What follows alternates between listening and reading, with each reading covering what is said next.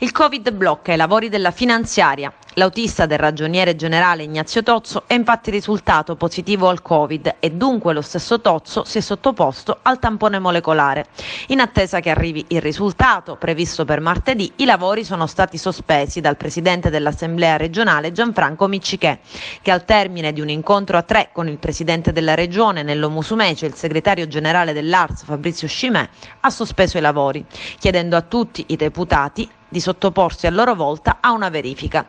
Poi Miccichè, che era finito nell'occhio del ciclone per aver chiesto una corsia preferenziale sui vaccini per i deputati, si è lanciato in un lungo sfogo. Devo dare una comunicazione che credo che creerà qualche problema. Se Grazie, prendete tutti Presidente. posto, per favore. Ho appena, come mi avete visto, chiesto al Presidente della Regione di raggiungermi qua dietro, perché purtroppo ci è stata data notizia che alcune delle persone che hanno lavorato in questi giorni in Commissione Bilancio per la creazione, il lavoro sulla finanziaria, sono positive al Covid.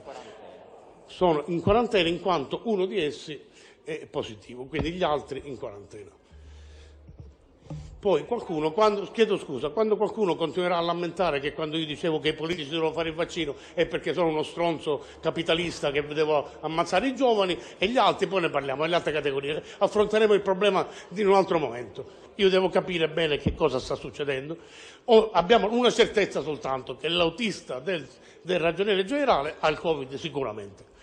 Sono talmente incazzato per il fatto che quando ho detto che dovevamo vaccinarci siamo stati presi per il culo, se ve lo posso dire. Sono talmente incazzato su questo argomento che vorrei ammazzare qualcuno. Per cui lasciatemi stare, parliamo serenamente, non possiamo fare altro che questo, perché era sicuro che con questo tipo di lavoro, noi saremmo stati contagiati. Era matematico, non ci potevano essere dubbi, ma siamo la casta e guai chi tocca la casta, perché guai chi tocca, ci sono i poveri, ci sono gli altri, ci sono gli avvocati, ci sono i magistrati, ci sono tutti. E quindi noi siamo la casta di merda che non dobbiamo ottenere niente. Scusate se ve lo dico, ma io rischio la vita, il Presidente Saona e tanti di voi, su questo maledetto argomento. La seduta è conclusa. Poi però la seduta è stata riaperta per approvare al volo una legge che concede l'esercizio provvisorio fino al 30 aprile, in deroga all'accordo con Roma, ma invocando una sorta di stato di necessità e salva così gli stipendi.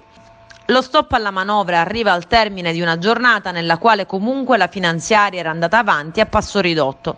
A provocare la principale polemica di giornata è l'aumento dello stipendio del portavoce del Presidente della Regione, un incarico affidato da qualche settimana all'ex europarlamentare del Partito Democratico ed ex direttrice di Antenna Sicilia Michela Giuffrida, che era vicina all'area poi confluita in Italia Viva.